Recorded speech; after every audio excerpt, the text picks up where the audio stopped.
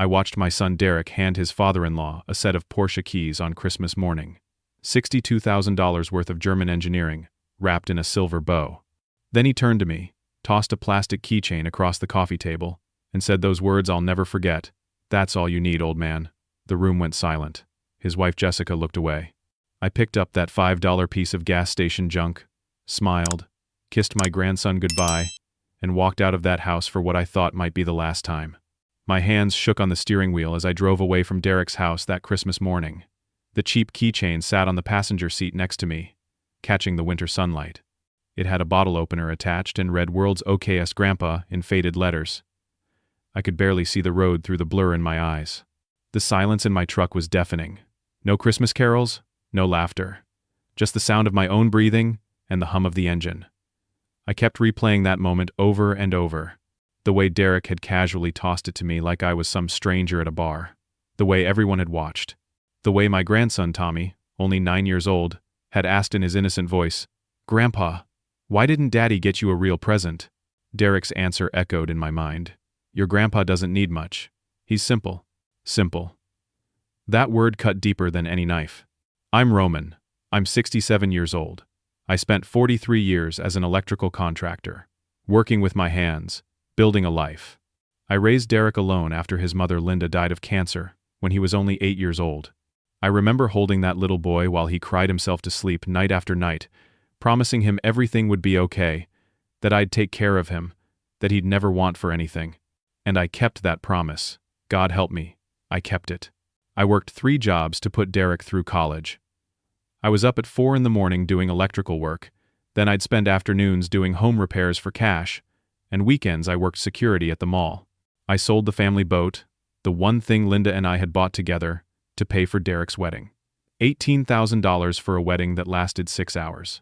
I took out a second mortgage on my house to help with the down payment on Derek's first home. $75,000 I borrowed against the only asset I had. Derek is 39 now. He works as a regional sales director for some big pharmaceutical company, makes over $200,000 a year, lives in a $500,000 house in the nicest suburb in town, drives a $70,000 BMW. His kids go to private school. His wife Jessica comes from money, real money.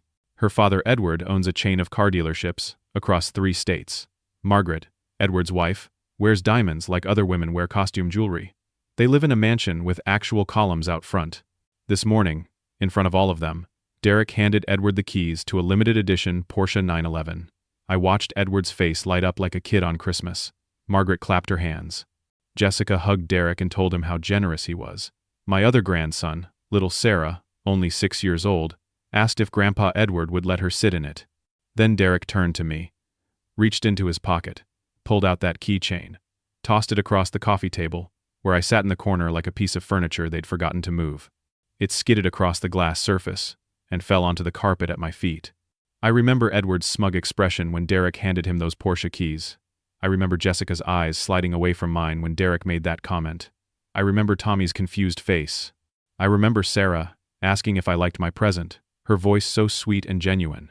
I'd picked up that keychain, turned it over in my hands, and smiled. I kissed both grandkids goodbye. I shook Edward's hand. I wished everyone a Merry Christmas, and I walked out.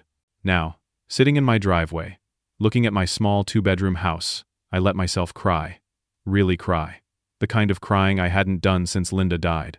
The kind that comes from somewhere deep in your chest and hurts on the way out. I went inside, sat in my old recliner, the one Linda and I bought 30 years ago, and stared at the wall. The house was quiet. No grandkids running around. No family. Just me and my thoughts, and that stupid keychain sitting on the coffee table where I'd thrown it. I don't know how long I sat there. Could have been minutes. Could have been hours. Eventually, I got up and opened my laptop. I needed a distraction. Anything to stop thinking about that moment. That's when I saw the email notification. It was an automatic payment confirmation from my bank. Just a routine notice that $500 had been transferred from my account to Derek's account, same as it did every month. Same as it had for the past 6 years. I stared at that email. Then I opened my banking app. Then I started going through my records. And that's when it hit me like a freight train. For the past 6 years, I'd been helping Derek financially in ways he'd completely forgotten about. Ways I'd almost forgotten about myself because they'd become so routine. I was the co-signer on Derek's car lease. That $70,000 BMW he drove. $795 a month. And because of some fine print I'd signed without reading carefully, about $200 of that was coming out of my account automatically. I was the backup guarantor on Derek's mortgage. If he defaulted, I was legally responsible. I was the guarantor on a $50,000 business line of credit Derek had taken out 2 years ago to invest in stocks. Stocks that were supposed to make him rich quick. And that automatic transfer. $500 a month to help with Tommy and Sarah's private school tuition. Because Derek had asked me 6 years ago, just for a little while, just until he got his feet under him at the new job. 6 years ago. I sat back in my chair, feeling sick. I opened more files, more records. Last year, I'd paid $4,000 for Tommy's braces. $3,000 for Sarah's bedroom furniture when they moved into the bigger house. And there were other things, smaller things. Birthday presents I'd bought for Derek to give to his kids because he'd been too busy. Repairs on his house I'd done for free. Supplies I'd paid for out of my own pocket. I pulled up my financial summary. My total monthly income, $2,800 from Social Security and my pension combined. My total monthly expenses, including what I was paying for Derek, over $2,600. 6 years ago, I looked at my prescription bottles on the kitchen counter. My heart medication. I'd been skipping doses to make the bottle last longer because the copay was too high. I looked in my refrigerator. Store brand everything. Meals planned down to the dollar. I couldn't remember the last time I'd bought myself something that wasn't absolutely necessary. And that automatic transfer. $500 a month to help with Tommy and Sarah's private school tuition. Because Derek had asked me 6 years ago, just for a little while, just until he got his feet under him at the new job. I kept digging through my email. Found old text messages from 3 years ago. Derek thanking me for the loan, promising to pay me back soon. That loan was $15,000. For an emergency, he'd said. Never told me what the emergency was. Never paid back a dime. Never mentioned it again. I'd been living on $1,200 a month for myself. For everything. Groceries, utilities, medicine, everything. My phone buzzed. It was my daughter Carolyn, Derek's younger sister. She lives in Seattle, works as a teacher. We text every few days. I hadn't. I opened Facebook. There was Derek's post. Him and Edward standing next to that Porsche, champagne glasses raised.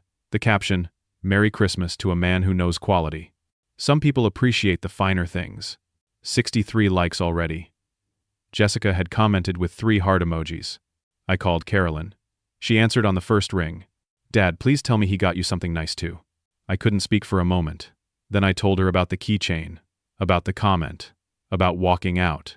Carolyn was silent for so long I thought the call had dropped. "Carolyn? I'm going to kill him." Her voice was shaking. "Dad, I'm so sorry.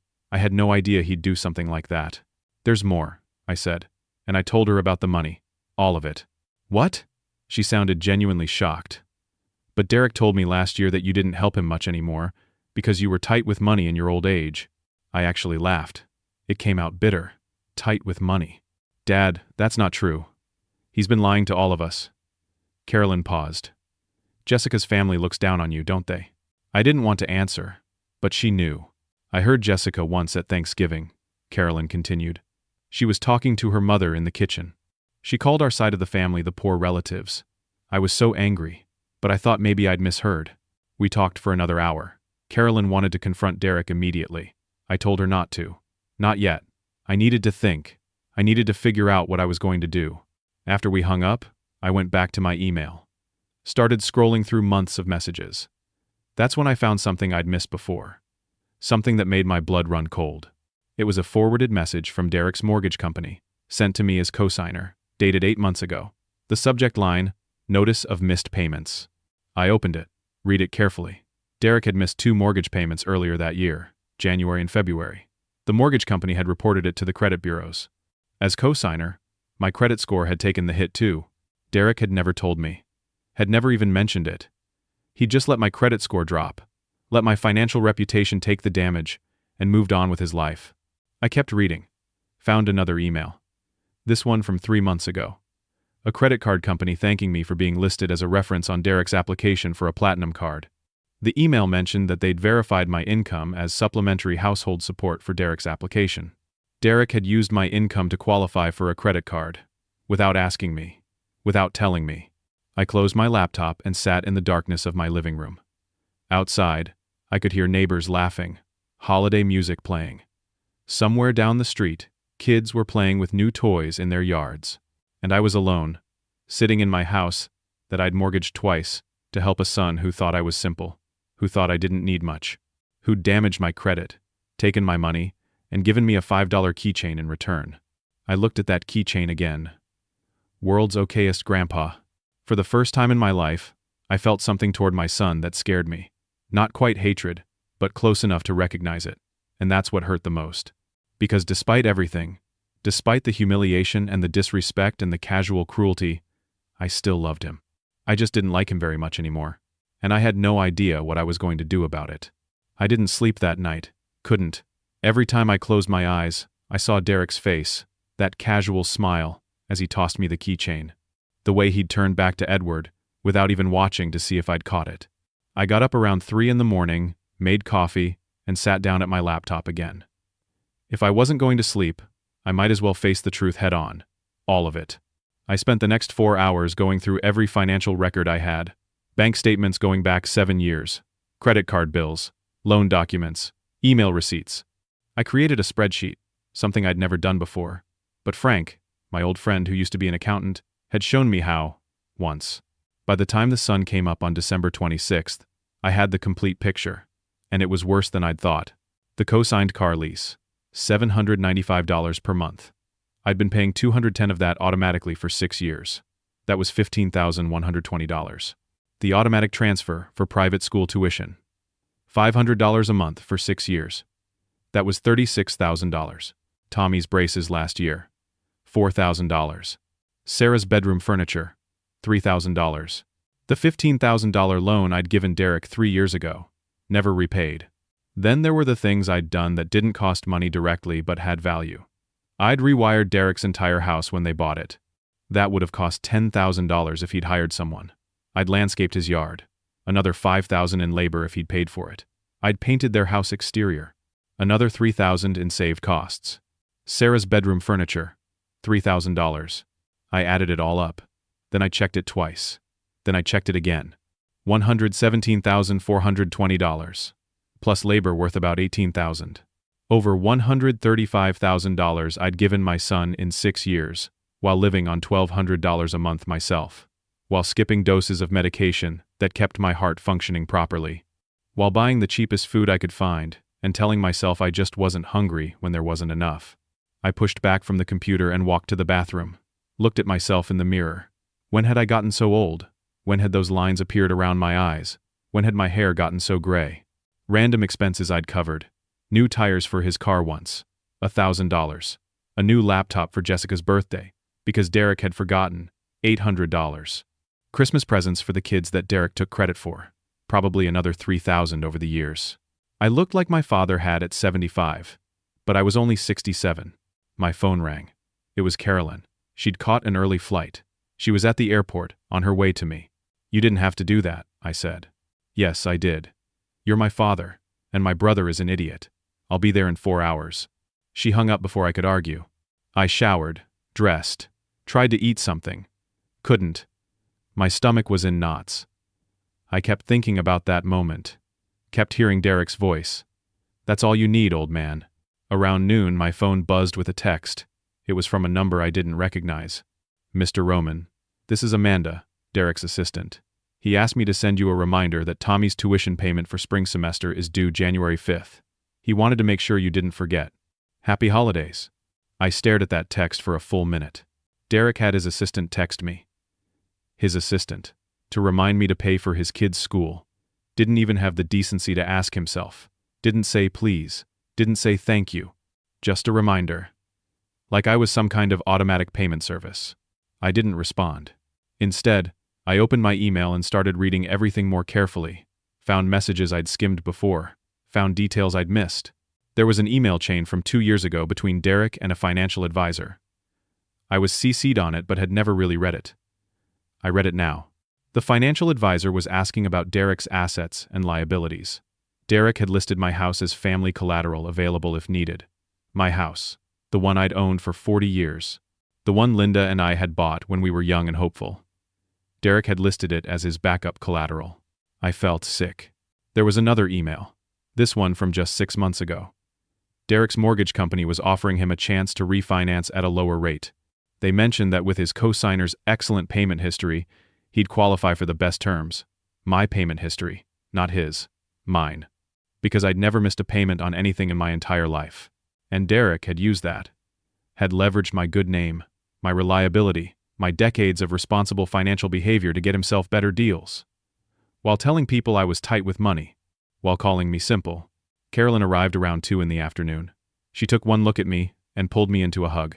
"You look terrible, Dad." "I feel worse." We sat at my kitchen table. I showed her everything.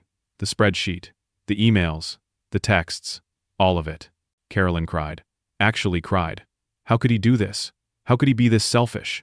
"I enabled it," I said quietly. "I made it easy for him. I never said no. I never set boundaries. I just kept giving and giving, thinking that's what good fathers do." "Good fathers raise good sons," Carolyn said. "You gave him everything. He learned nothing."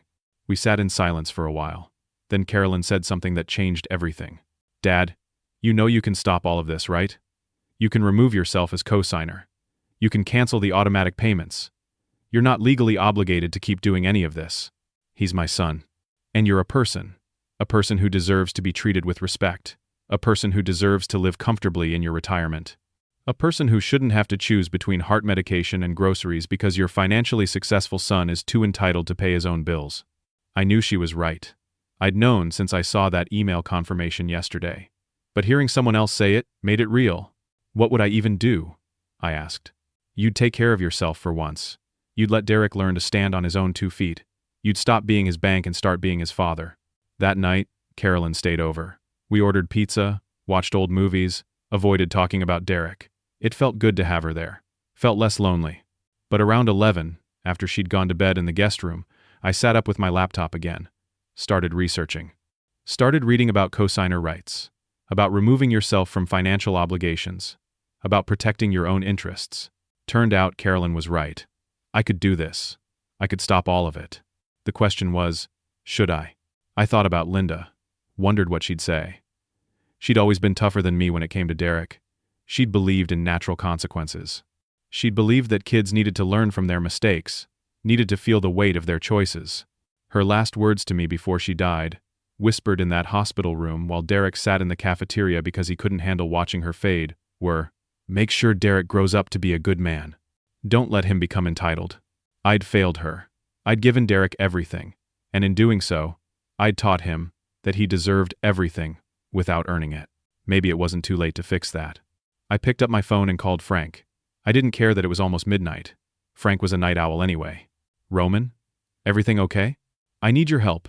I need to know exactly how to remove myself from Derek's financial obligations." Frank was quiet for a moment. "What happened?" I told him everything. The Christmas incident. The discovery. All of it. Jesus.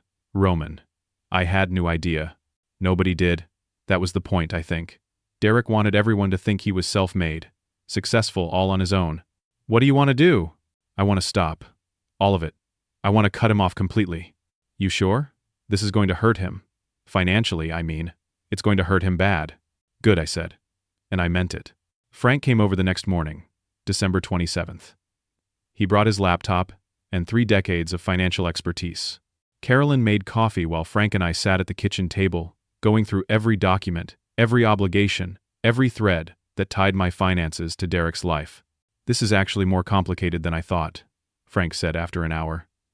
"You're woven into his financial life like a safety net. He's been living on the assumption that you'll always be there to catch him. That ends now," I said. "I want to stop. All of it. I want to cut him off completely." "What about the mortgage?" Frank winced. "That's the hardest one. But given that Derek defaulted twice and damaged your credit without informing you, you have grounds to request removal. The mortgage company will likely require Derek to refinance.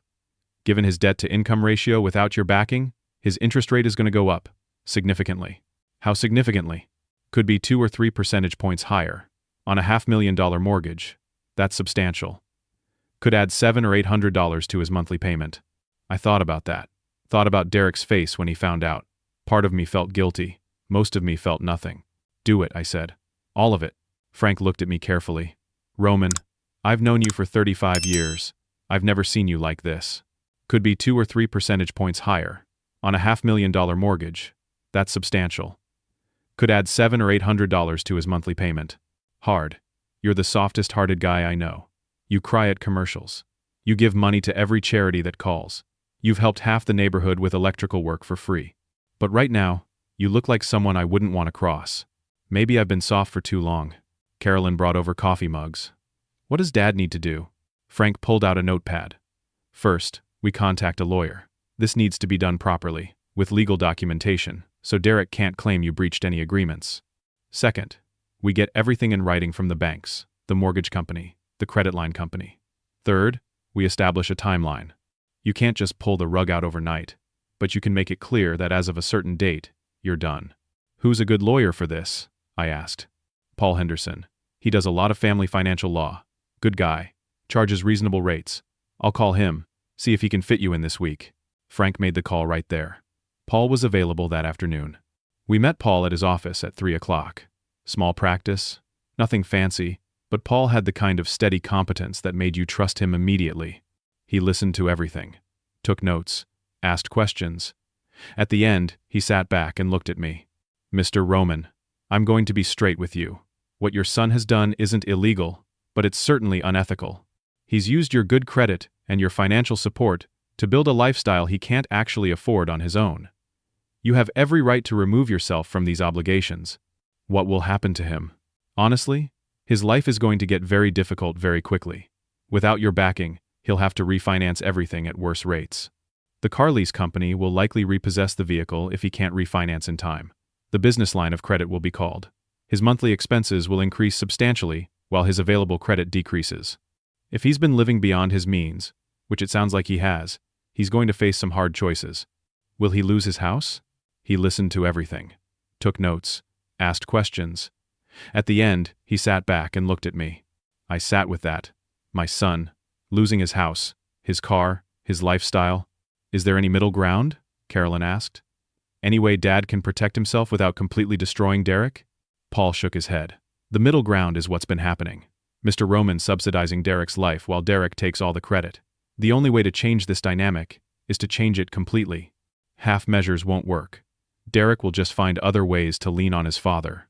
What do I need to do? I asked. Paul outlined the process. Letters to each financial institution. Formal requests for cosigner removal. Documentation of the defaults that had damaged my credit. 30-day notices where required. Immediate cancellation of automatic payments. I can draft all the letters today, Paul said. You can review them, sign them, and we'll send them certified mail tomorrow. The whole process will take about 45 days to complete, but Derek will start feeling the effects within a week or two. Do it, I said. Paul nodded. There's one more thing. You mentioned he borrowed $15,000 and never repaid it. Do you have any documentation of that loan? I pulled out my phone, showed him the text messages from 3 years ago. Derek asking for the money, me transferring it, his promise to repay within 6 months. This is enough to establish a legal debt, Paul said. You could sue for repayment if you wanted. I don't want to sue my son. I understand. But you should send him a formal demand letter anyway. Give him 30 days to repay the loan in full. If he doesn't, at least you have documentation that you tried to collect. It protects you legally and establishes the nature of your relationship. He's not a dependent you're supporting. He's an adult who owes you money. That hit differently. He's an adult who owes you money. Okay, I said. Send the letter. We spent another hour going over details. Paul's fee was reasonable, and Frank offered to pay it. I refused. This was my decision, my action. I'd pay for it myself. Walking out of Paul's office, I felt strange. Not relieved exactly. Not happy, but something like resolve. Like I'd finally stopped being pushed around by my own good nature. Carolyn drove me home. Are you sure about this, Dad? No, but I'm doing it anyway. What if Derek never forgives you? What if I never forgive myself for letting it get this far? She didn't have an answer for that. That evening, I walked down to the cemetery. Linda's buried in a nice spot under an oak tree. I visit her every week, have since she died. Bring flowers, clean the headstone, talk to her like she's still listening. Maybe she is. Maybe she isn't. Either way, it helps. I sat on the bench near her grave and told her everything. About Christmas, about the keychain, about the money, about what I was going to do. I know you'd tell me I should have done this years ago, I said to the headstone. You were always tougher than me. You'd have cut him off the first time he took advantage. But I couldn't. I kept thinking if I just gave him enough, loved him enough, supported him enough, he'd turn into the man you wanted him to be. The wind rustled through the oak leaves. A cardinal landed on a nearby branch.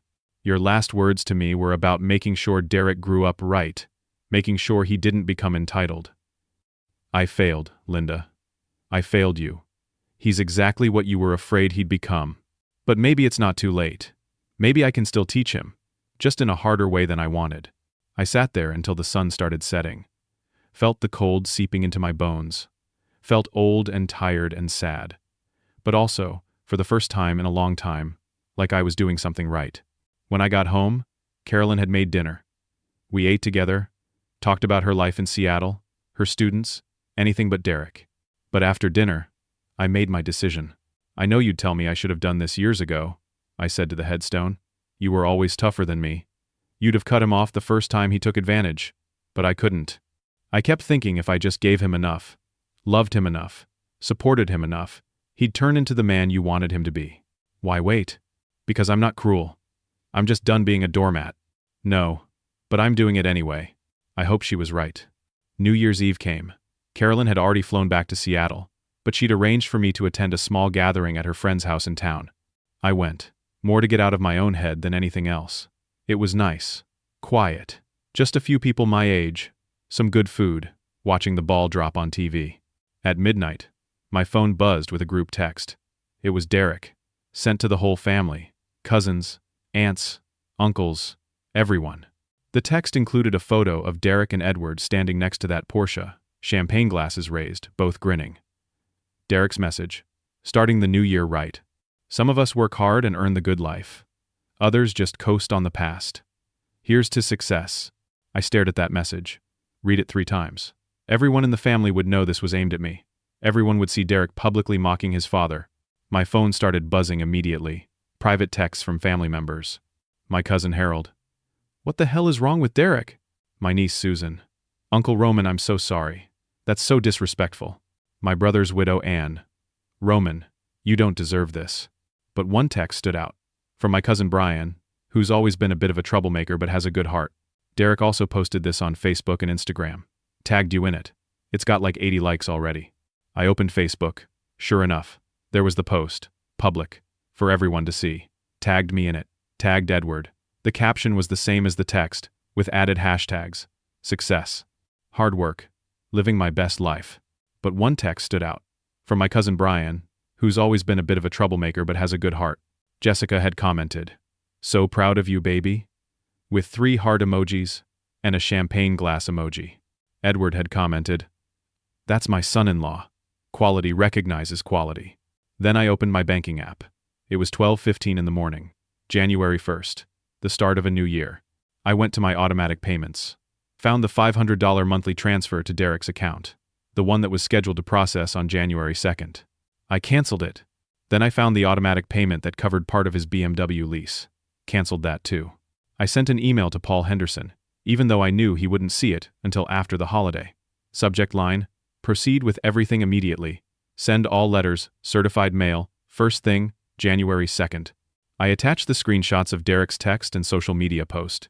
Then I set my phone down, poured myself 2 fingers of the whiskey Carolyn had left for me, and sat in my recliner. Tomorrow, Derek's world was going to start crumbling. He just didn't know it yet, and I felt absolutely nothing but the cold satisfaction of finally standing up for myself. I didn't sleep much that night. Kept thinking about what I'd set in motion. By the time the sun came up on January 2nd, Paul Henderson had already emailed me back. Reviewed your screenshots. This constitutes harassment and public humiliation. Strengthens your position considerably. All letters being sent certified mail today. You should expect Derek to receive them by January 4th or 5th. Prepare yourself for his reaction. I spent January 2nd, quietly. Went to the grocery store. Bought actual good coffee for once instead of the cheap stuff. Bought a nice steak. Figured if I was going to cut off my son, I might as well stop punishing myself too. January 3rd, I contacted BMW Financial Services. Spoke to a representative named Karen, who was remarkably patient as I explained my situation. Mr. Roman, as a co-signer, You have the right to request removal due to financial hardship or significant life changes. Given your age and fixed income, this qualifies. However, the primary leaseholder will need to refinance the lease under his own credit within 45 days, or the vehicle will need to be returned. I understand. I'll start the paperwork today. Mr. Derek Roman will receive notification by mail within 3 business days. January 4th. I did the same with the business line of credit company. The representative there was less sympathetic, but equally professional. You're invoking your right to withdraw as guarantor. That's your prerogative. Be aware that this will likely result in the credit line being frozen or reduced significantly until a new guarantor is found or the borrower's financial position improves. I understand. That same day, Paul sent the formal letter to Derek's mortgage company. The letter cited my age, fixed income, and the previous defaults that had damaged my credit as grounds for requesting removal as co-signer. It was all legal, all documented, all proper. I also sent, through Paul, a formal demand letter to Derek for the $15,000 loan, 30 days to repay in full. Then I waited. January 5th was a Saturday. I was working in my garage, organizing tools, when my phone rang. Derek's name on the screen. I almost didn't answer, but I did. Dad, there's some kind of mix-up with the bank. The tuition payment didn't go through, and the automatic payment for my lease got canceled. Can you call them and fix it? His tone wasn't apologetic. It was annoyed. Like I'd made some kind of clerical error that was inconveniencing him. There's no mix-up, I said calmly. I canceled those payments. Silence. Then, what? Why would you do that? Because I can't afford to help you anymore, Derek. Can't afford? Dad, it's $500 a month. That's nothing. It's nothing to you. To me, living on Social Security, it's groceries for 2 weeks. It's my medication. It's heat in the winter. Okay, look, if money's tight, we can talk about it. But you can't just cancel stuff without warning. You're going to mess up my credit. I actually laughed. Like you messed up mine? When you missed those mortgage payments and never told me? Another silence. Longer this time. How did you know about that? I know everything, Derek. I know about the mortgage defaults. I know about you using my income to qualify for credit cards without asking. I know about all of it. Dad, this is crazy. We can figure this out. I've already figured it out. I've removed myself as co-signer from your car lease. You'll get a letter this week. You have 45 days to refinance or return the BMW. You what? His voice cracked. You can't do that. I can, and I did. I'm also withdrawing as guarantor on your business line of credit, and I've formally requested removal as co-signer on your mortgage. Are you insane? Do you have any idea what this will do to me? Probably about the same thing your Christmas present did to me. This is about the keychain? Seriously? You're going to ruin my life over a joke? No, Derek. This is about $117,000. This is about $1,600 a month I couldn't afford. This is about you posting on social media that I coast on the past, while you've been coasting on my Social Security checks. He didn't respond to that. Probably about the same thing your Christmas present did to me. I don't have $15,000 liquid right now. It's invested. Then uninvest it. Or don't. But legally, you owe me that money, and I want it back. Dad, please. Can we just talk about this in person? This is insane. There's nothing to talk about. I'm done being your bank, Derek. I'm done being treated like I'm simple, like I don't need much. You're a successful man with a great job. You don't need your old father's help anymore. That's not fair. You're right. It's not fair. It wasn't fair when you humiliated me in front of your wife's family. It wasn't fair when you damaged my credit without telling me. It wasn't fair when you let me skip my heart medication so I could pay for your kid's private school. But life isn't fair, son. I thought I'd taught you that. Guess I was wrong about a lot of things. I hung up. My hands were shaking. My heart was pounding. But I felt something I hadn't felt in years. I felt strong. Derek called back 6 times over the next hour. I didn't answer. He sent texts. Dad, we need to talk. This is serious. You're being childish. Think about Tommy and Sarah. I responded to that last one. I am thinking about them. I'm thinking they need a father who stands on his own 2 feet instead of on his elderly dad's back. Then I blocked his number for 24 hours. I needed peace. Needed to think. January 6th. I unblocked Derek's number. No new messages. But I got a letter in my mailbox. From BMW Financial Services. It was my copy of the cosigner removal notification. Derek would have received his copy too. January 7th brought more letters. The business line of credit company confirming my withdrawal as guarantor. The mortgage company acknowledging receipt of my request and informing me they'd be contacting Derek about refinancing requirements. That evening, Derek showed up at my house. I heard his car pull up, heard the door slam, heavy footsteps on my porch, then pounding on the door. I opened it. Derek looked terrible. Hair messy, eyes red, still wearing his work clothes but rumpled, like he'd been wearing them for days. "We need to talk," he said, pushing past me into my living room. "Come in, I guess," I said to his back. He whirled around. "What are you doing, Dad? Do you have any idea what you're doing to me?" "I'm removing my financial support. That's what I'm doing." "You're destroying my life." The bank called about the car. "My credit line is frozen. The mortgage company wants me to refinance at 7%. 7%. Do you know what that will do to my monthly payment? I imagine it will increase it significantly." "Significantly? Try $800 a month." "I can't afford that." "Then maybe you shouldn't have bought a house you couldn't afford without your father subsidizing it." "That's not fair. When we bought that house, I thought you'd always be there to help." "Why would you think that? Did I promise to support you financially for the rest of your life? Or did you just assume that because I never said no, I never would?" Derek sank onto my couch, put his head in his hands. "Dad, I'm sorry about the keychain. It was stupid. It was mean. I was showing off for Edward, trying to prove something. I messed up. But you can't do this. I have a family. Kids, responsibilities. So do I. I have a responsibility to myself, to live with dignity, to not skip my medication so your kids can go to private school, to not eat ramen for dinner so you can drive a luxury car. I didn't know you were doing that. You didn't ask." He looked up at me. "What do you want? An apology? You've got it. I'm sorry. Really, truly sorry. Now can we fix this? An apology doesn't fix 6 years of taking me for granted. An apology doesn't fix you damaging my credit. An apology doesn't fix you posting on social media that I coast on the past. I'll delete the post. I don't care about the post anymore. I care that you thought it in the first place." Derek stood up, started pacing. "Okay, you're right. I've been selfish. I've been entitled. I took advantage of you. I see that now. But Dad, please, don't do this. Think about what this will do to me." "I am thinking about it. I'm thinking it might finally teach you something I failed to teach you growing up." "What's that?" "That nothing in life is free. That respect is earned. That your father isn't a piggy bank you can shake whenever you want some spare change." Derek stopped pacing. Looked at me. "You really hate me right now, don't you?"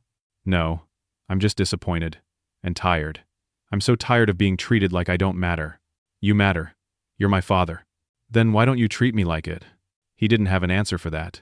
I walked to my desk, pulled out a folder. Inside was a spreadsheet Frank had helped me create. Every payment, every expense, every dollar I'd given Derek over 6 years.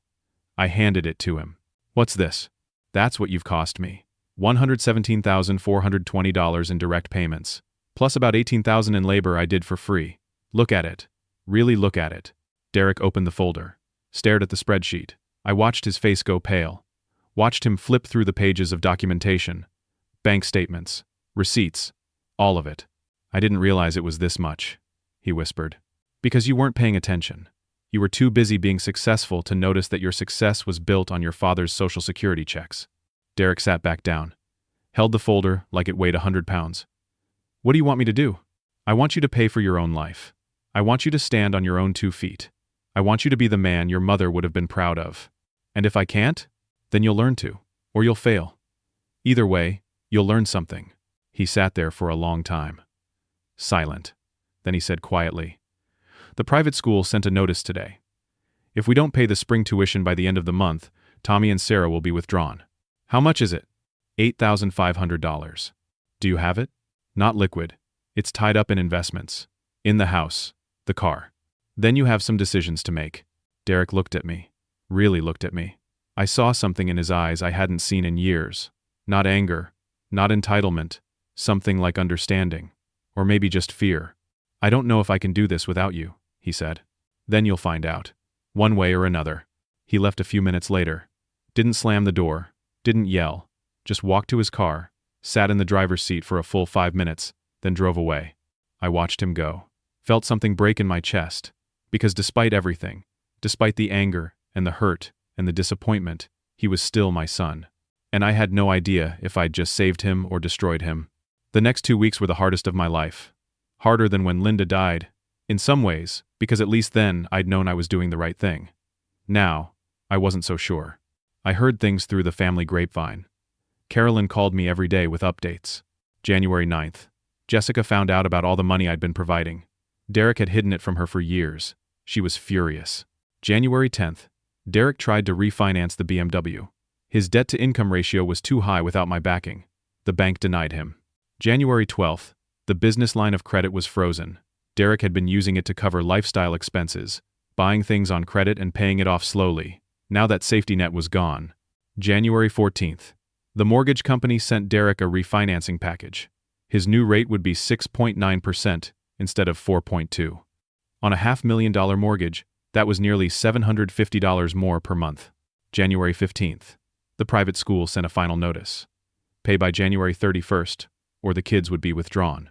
Through it all, Derek didn't call me, didn't text, nothing.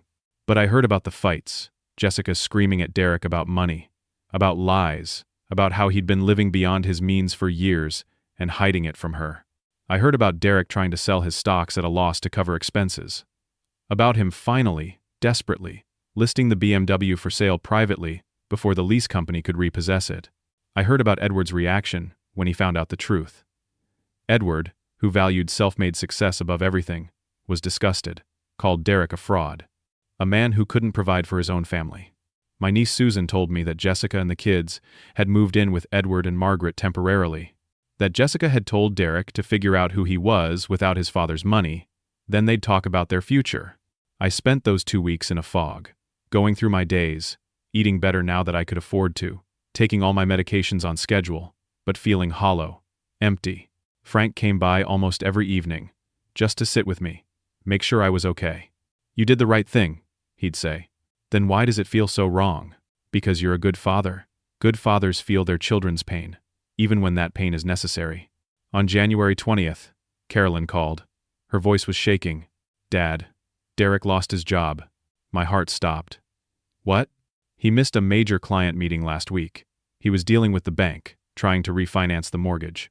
Then he snapped at his boss during a performance review. They let him go this morning. 2-week severance." On January 20th, Carolyn called. Her voice was shaking. I sat down heavily.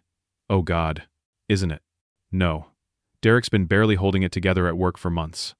I talked to Jessica. She said he's been distracted, stressed, making mistakes. This was coming whether you cut him off or not. But I couldn't shake the feeling that I'd pushed the first domino. That everything else falling was my fault. That night, I barely slept. Kept thinking about Derek, about Tommy and Sarah, about what I'd done. Around 2 a.m, I got up, sat at my kitchen table, started writing a letter to Derek. But I couldn't find the words. How do you tell your son that you still love him while watching his life fall apart? How do you maintain boundaries while your heart is breaking? I crumpled up the letter, went back to bed, stared at the ceiling until dawn. January 21st, Frank showed me something on Facebook. Jessica had changed her relationship status from married to it's complicated. January 23rd, my cousin Brian texted me. "Derek's selling everything. Saw him at a pawn shop with his golf clubs and his watch collection." January 25th, I got a letter in the mail, handwritten, my name and address in Derek's handwriting. I stared at that envelope for 10 minutes before I could open it. The letter was 3 pages long. Derek's handwriting, usually so confident and neat, was messy, shaky. "Dad, I don't know if you'll read this. I don't know if you even want to hear from me. But I need to write it anyway. I've lost everything. My job, my car. My wife and kids are living with her parents. I'm alone in a house I can't afford, selling everything I own just to try to keep up with bills I never realized were so high. And the worst part? I deserve all of it. I spent the last 2 weeks going through my finances, really looking at them for the first time in years, and I finally saw what you'd been seeing all along. I've been living a lie. Living a life I couldn't afford, subsidized by a father I didn't respect, impressing people who don't actually matter. I found the old text between you and Mom from before she died. Did you know I still have your old phone backed up on my computer? I read through everything. I saw how worried she was that I'd become entitled. How she made you promise to make sure I grew up to be a good man. I'm not a good man, Dad. I'm exactly what she was afraid I'd become. I became the kind of person who takes a $5 keychain and throws it at his father like he's throwing scraps to a dog. The kind of person who posts on social media about how hard he works while his 67-year-old father is paying for his lifestyle. The kind of person who damages his father's credit and doesn't even apologize. I became someone Mom would be ashamed of. Someone you should be ashamed of. I'm not writing this to ask for forgiveness. I'm not writing this to ask you to change your mind about the money. I'm writing this because you deserve to know that I finally understand. You didn't destroy my life. You stopped enabling me to destroy it myself. I don't know what happens next. I don't know if Jessica will come back. I don't know if I'll find another job. I don't know if I can keep the house or if I'll lose everything. But I know that whatever happens, I need to face it on my own. I need to learn to stand without leaning on you. I need to be the man you tried to raise me to be. I'm sorry, Dad. For all of it. For the keychain. For the money. For taking you for granted. For embarrassing you. For hurting you. For failing Mom's memory. For failing you. I love you. I know I don't deserve your love in return. But I wanted you to know anyway. Derek. I read that letter 3 times. Then I set it down and cried. Really cried. The kind of crying that comes from deep in your soul and doesn't stop for a long time. When I finally stopped, I picked up the phone and called Dr. Helen Wright. She was the therapist Carolyn had recommended when this all started. I'd been seeing her once a week. Dr. Wright, I need an emergency session. Can you fit me in today? She could. We talked for 2 hours. About Derek, about Linda, about my guilt, about my anger, about loving someone and still having boundaries. You can love your son and still protect yourself, she said. Those 2 things aren't mutually exclusive. But he's suffering. He's learning. There's a difference. Suffering that leads to growth isn't cruel. It's necessary. What if it's too much? What if he can't handle it? Then he'll ask for help. From friends, from professionals, from his wife, but not from you.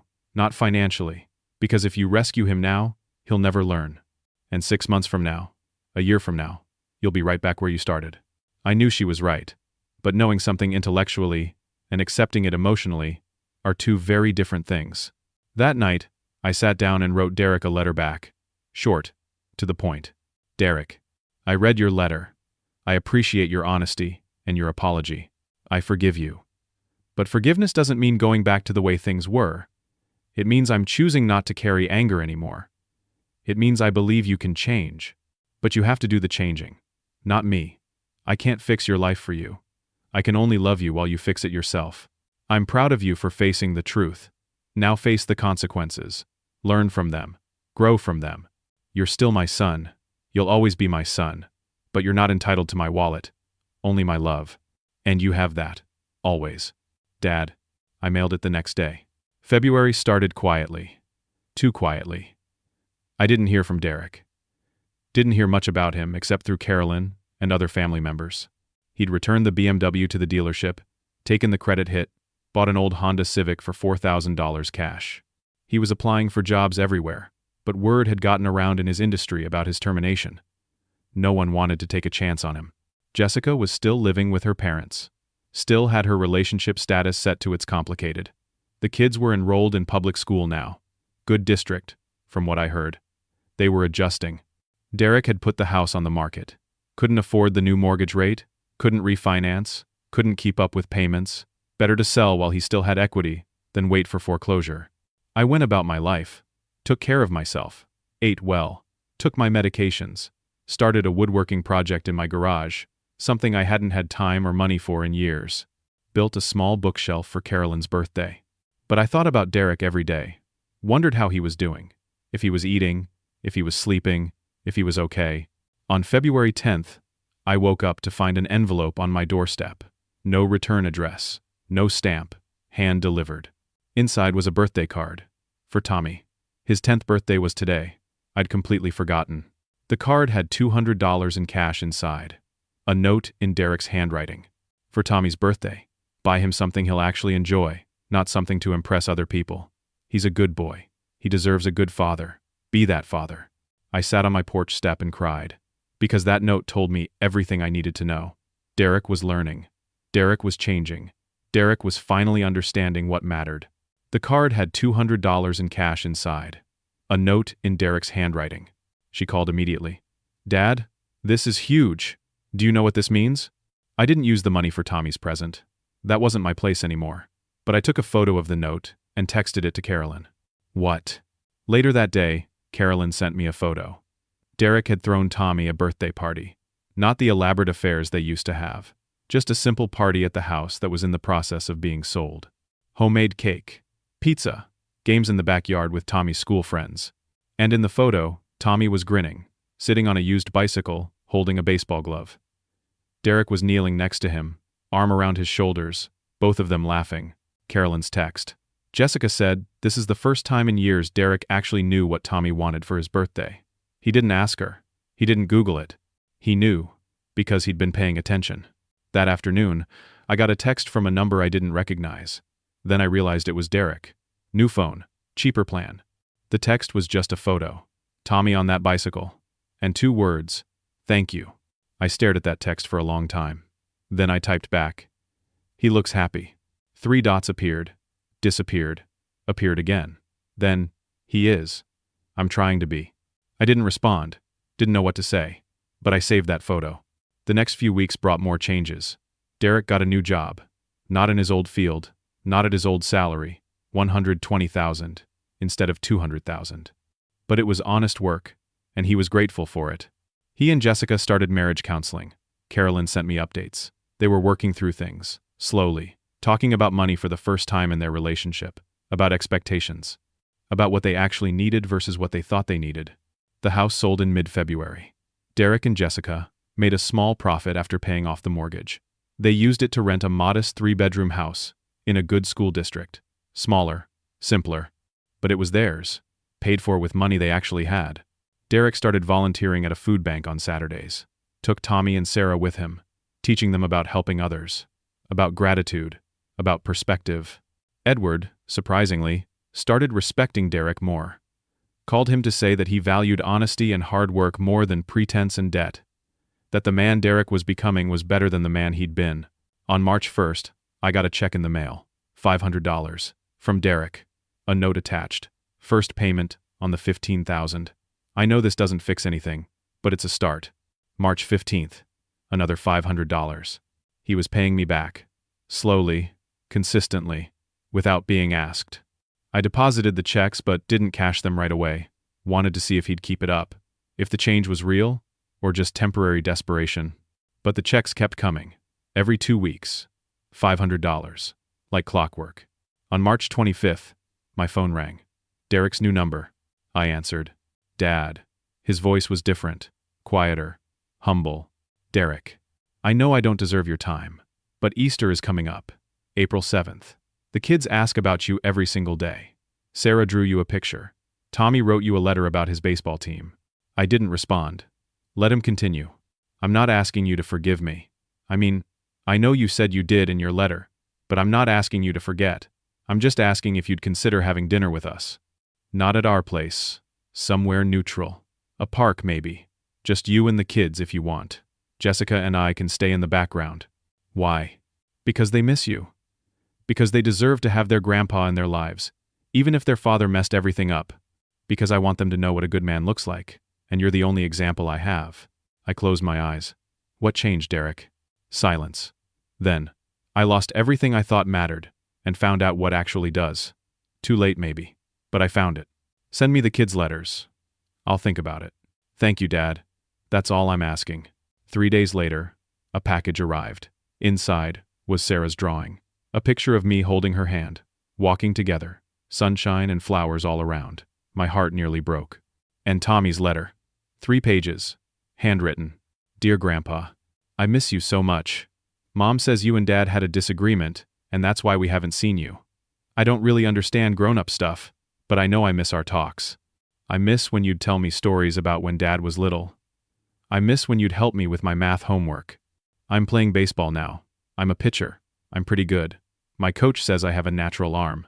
I wish you could come to one of my games. We have one every Saturday at the park near the library. I like my new school. It's different from my old one. There are more kids, the classes are bigger, but I made some good friends. And Dad comes to all my games now. He never used to before.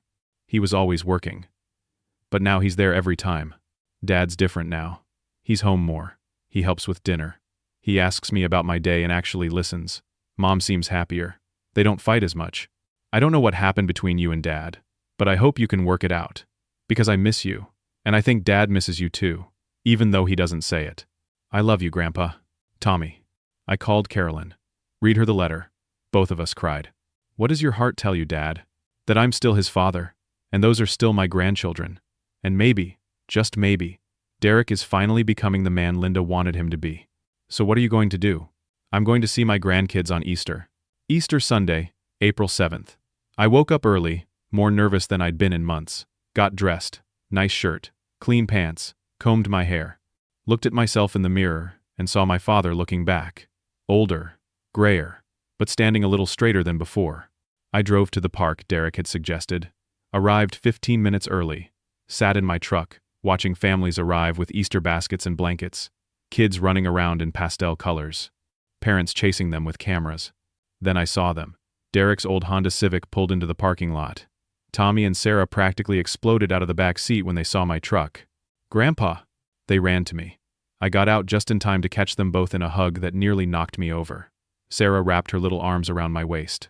Tommy, getting so tall now, almost reached my shoulders. I missed you so much, Sarah said into my shirt. We brought Easter eggs to hide, Tommy said. Will you help us hide them? I looked over their heads. Derek and Jessica stood by their car, hanging back.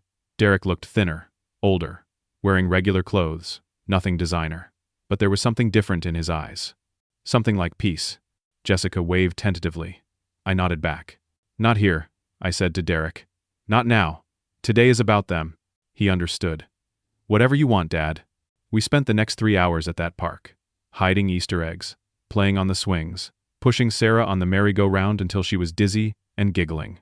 Watching Tommy show off his pitching arm with a tennis ball. Jessica had packed a picnic. Nothing fancy. Sandwiches, fruit, homemade cookies. We spread out a blanket and ate together. The kids talked non-stop. About school, about their friends, about their new house, about Dad coming to all of Tommy's baseball games now. He never misses one, Tommy said proudly. Even when it rains. Derek, sitting a few feet away, looked at his son with something like wonder. Like he was seeing him for the first time. As the afternoon wore on, and the kids played on the playground equipment, Derek approached me carefully. We sat on a bench together. Long silence. I don't expect you to trust me again, he finally said. Good. Because I don't. Not yet. He nodded. Accepted that. But I see you trying. That matters. I'll keep trying. For the rest of my life if I have to. I pulled an envelope from my pocket. The money you're sending back. I'm putting it in a college fund for Tommy and Sarah. Derek's eyes widened. Really? Jessica had packed a picnic. Nothing fancy. Sandwiches, fruit, homemade cookies. We spread out a blanket and ate together. The kids talked non-stop. About school, about their friends, about their new house, about Dad coming to all of Tommy's baseball games now. He laughed. Actually laughed. First time I'd heard him laugh in years. That's fair. I was an idiot. Was? Am. Still learning not to be. We watched the kids play. Sarah was trying to teach another little girl how to do a cartwheel. Tommy was organizing a game of tag with a group of boys. I was never disappointed that you succeeded, I said quietly.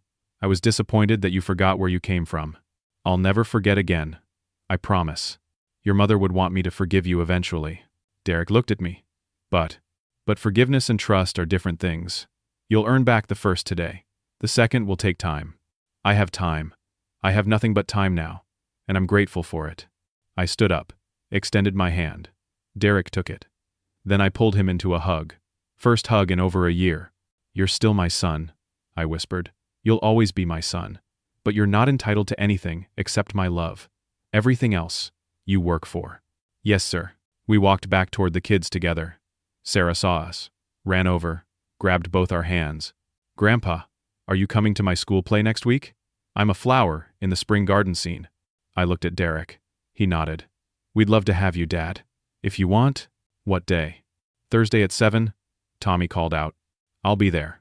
Sarah squeezed my hand. Tommy high-fived Derek. Jessica wiped tears from her eyes. As the sun started setting and families began packing up, I said my goodbyes. Promised to come to the school play. Promised to come to Tommy's next baseball game. Promised to stay in touch. Derek walked me to my truck. Thank you, he said. For today. For the second chance. For everything. Don't thank me yet. Just keep being the father those kids deserve. Keep being the man your mother wanted you to be. That's all the thanks I need. I drove home as the sky turned orange and pink. Stopped by the cemetery on the way. Sat on the bench by Linda's grave. I think I did it right this time, honey, I said to her headstone. It hurt. It hurt both of us. But he's becoming the man you wanted him to be. The man he should have been all along. I pulled out my phone. Looked at a photo Jessica had texted me. Me with both grandkids, all three of us laughing, captured in a moment of pure joy. I set it as my wallpaper. Drove home. Made myself dinner. A nice dinner. Steak and potatoes. Vegetables. The good bread from the bakery. Sat in my recliner. The same one Linda and I bought 30 years ago. The same one I'd sat in on Christmas Day when my world fell apart. I set it as my wallpaper. That night, I slept peacefully for the first time since Christmas. And I dreamed of Linda, smiling, telling me she was proud. In the weeks that followed, things settled into a new normal. I went to Sarah's play. She was a beautiful flower, even if she did forget her one line, and just waved at the audience instead. I went to 3 of Tommy's baseball games. Watched him strike out 6 batters in one game. Watched Derek cheer so loud he lost his voice. I had dinner with Derek and Jessica once a month. Nothing fancy. Usually at their rental house. Simple meals. Good conversations. They talked about their budget now. About their goals. About building a life they could actually afford. The checks kept coming. Every 2 weeks. $500. Derek never missed one. By June, he'd paid back $6,000 of the $15,000. I knew he'd pay back every penny. Not because I needed it, but because he needed to.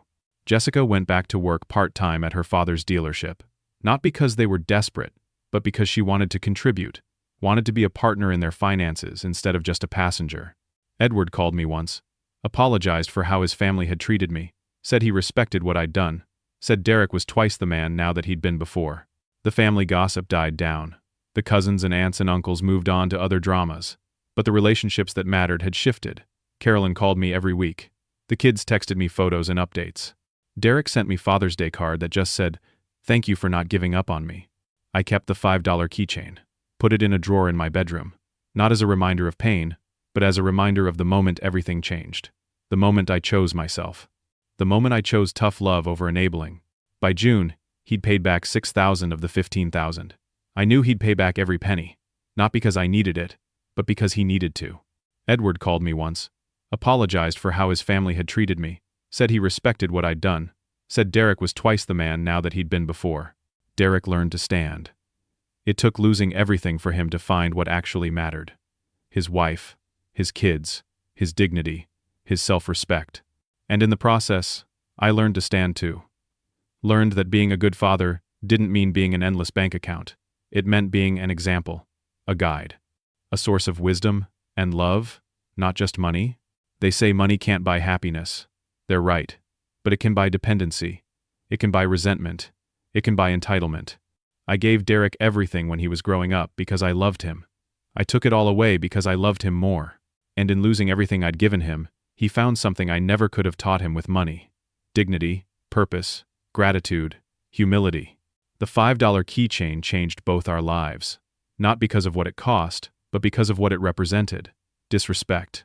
Taking someone for granted. Valuing things over people. Derek learned that lesson the hard way. So did I. But we both learned it. And that made all the difference.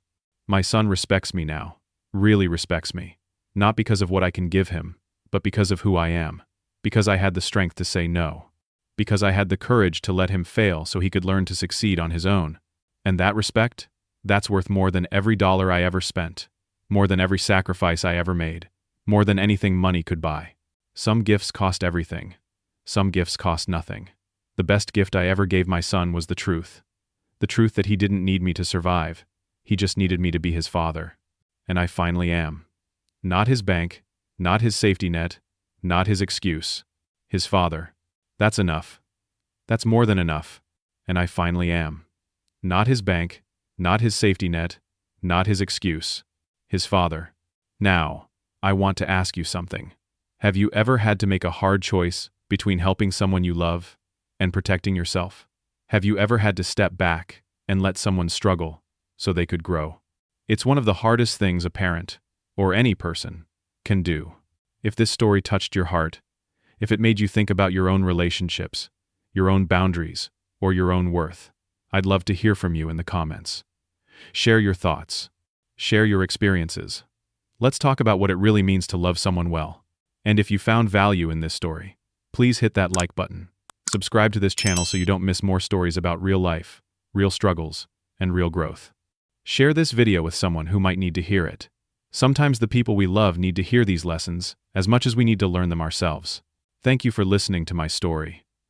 Thank you for being part of this journey with me. I hope you found something in it that resonates with your own life. Something that helps you stand a little straighter, love a little wiser, live a little braver. Take care of yourselves, set your boundaries, know your worth, and remember that sometimes the most loving thing you can do is let someone you love learn to stand on their own.